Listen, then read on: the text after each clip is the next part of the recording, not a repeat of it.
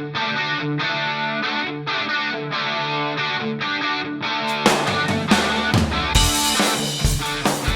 let's give you guys an update. It is Thursday, June 23rd in the morning. I'm back here at Project Kitchen Remodel. Get out my bitty truck here. Electricians were here yesterday. I was here yesterday. Oh, they got some work done. This gas meter is no longer up to current electrical fire codes. It is too close to the electrical box. Right? You need to have 30. Yeah, it's capped. Because I'm starting to cut out some of the gas lines out of the kitchen, and I just didn't want to deal with it, so I capped it the other day. But per fire code, the main electrical panel these days has to be 36 inches away, right? This obviously is not 36 inches. So we had a couple options. The first option was to move this meter, but unfortunately PG&E, or Pacific Gas and Electric, they put that cost onto the homeowner.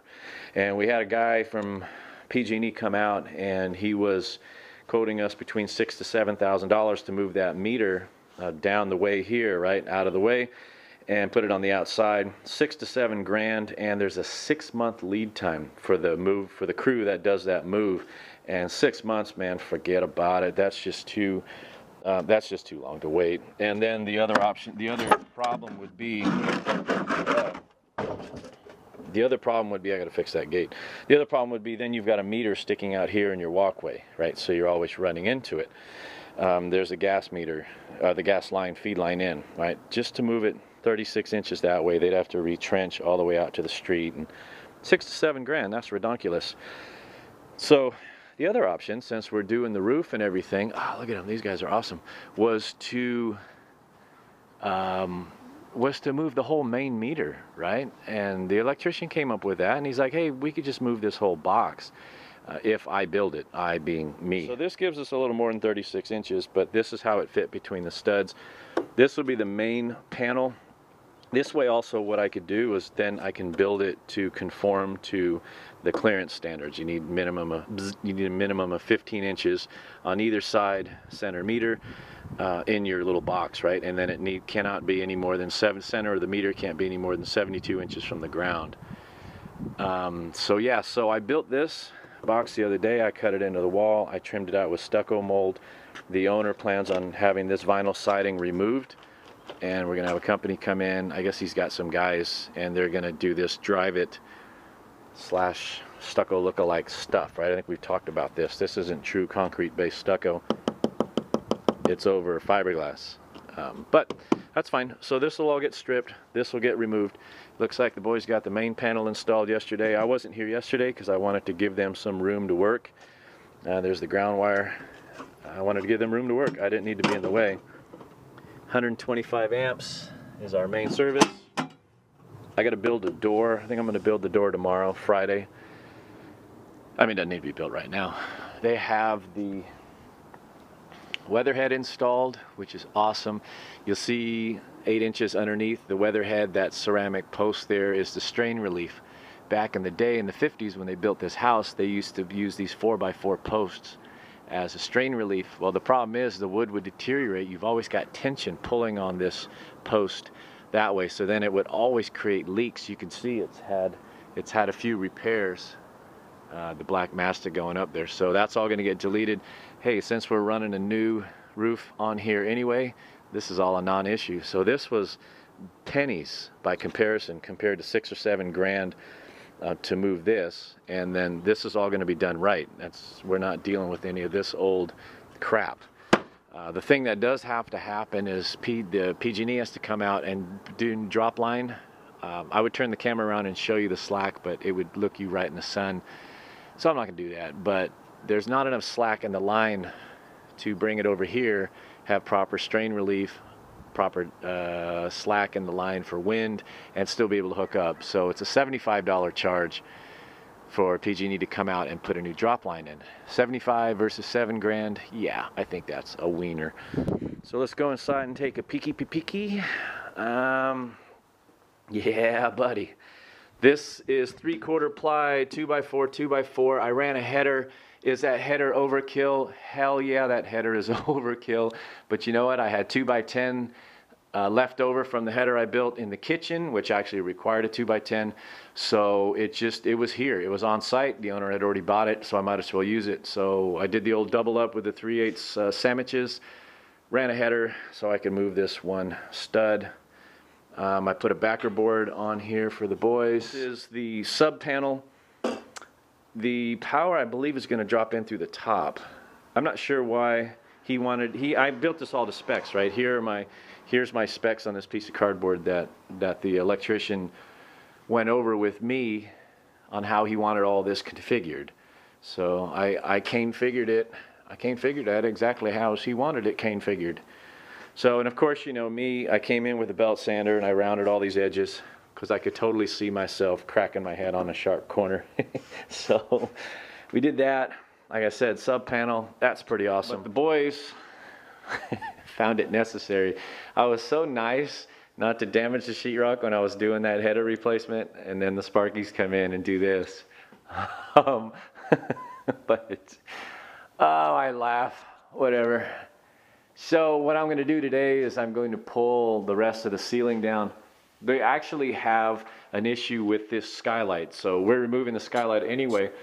The problem is when the previous owner built this skylight, they chopped up some of the original framework. They would like to put a light right here where this X is. You see that's high-tech marking device. But they've dilly-dicked around. I don't quite know what they did framework-wise, but they cut some of the original framing and they've got it kind of goofed up. So I'm going to pull the rest of the sheetrock today. I'm going to pull this skylight out completely. I'm going to repair, replace, do whatever I got to do to make the framework good so the boys can add another light there, another one of these cans. These boys have been busy for electrical. We've got under cabinet lights. That's how they stub these out for me. Once we get the electrical, plumbing, and framing sign off, I can start hanging some sheetrock.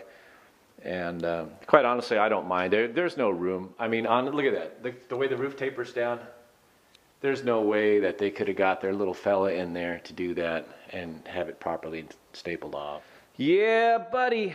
All right, I'm going to get my respirator on. We're going to plug this fan in to get some circulation, and I'm going to start ripping some sheetrock. So we'll be right back. Okay, you'll remember they ran a new circuit here for the bathroom.